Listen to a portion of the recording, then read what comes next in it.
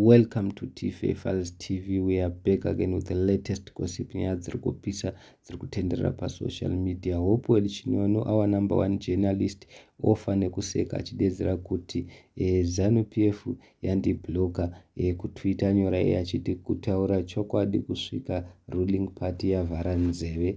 Zvinova zvachisekesa vazukuru vambuya neanda vachiti aiwa Hopewell musakanganwa kuti vanhu ava vari kurwadza nekuti munotaura chokwadi chinorwadza chamunenge muchivaudza muchivaudza mashoko makukutu. Mukatarisa apa Hopewell futi vakataura nezvenyaya chitima chiya chakambotrendawo chakatenderera pasocial media chifamba musango vachifamba vachitema miti, of which ndio zvisingadiwi neZANU-PF. Saka Hopewell angachidedzera kuti timu yevarakashi yandibloka, asi kundibloka kwavo hapana zvaunobetsera nekuti vava varipo vazukuru vambuya nanhangwa achiti aiwa musatye Hopewell, vanhu ava vanenge vachingouya chete nemaghost account kuchannel yenyu vachingoona futi chokwadi chacho icho chavasingadi kunzwa.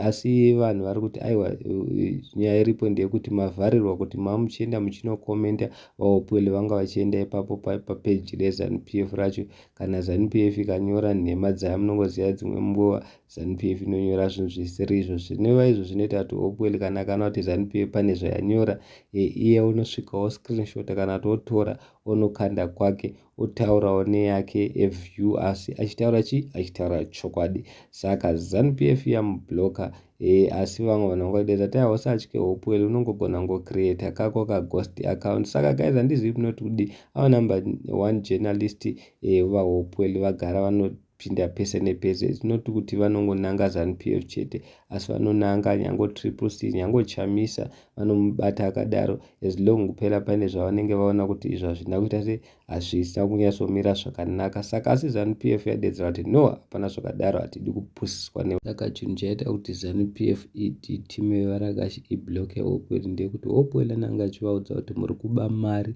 muri mbavha dzevanhu, muri kuluta. Munongoziva mega zvinhu zviri kuitika muZimbabwe, nyaya dzakasiyana siyana. Panova ipo pekuti unogona kuona munhu weZANU-PF achinzi akaba mari asi anongobuda mujeri. Mari vanodzitambisa vana seWicknell pamberi pevanhu asi havasungwi. Saka ndozvaita kuti vaHopewell vablokwe because vanhu vanoona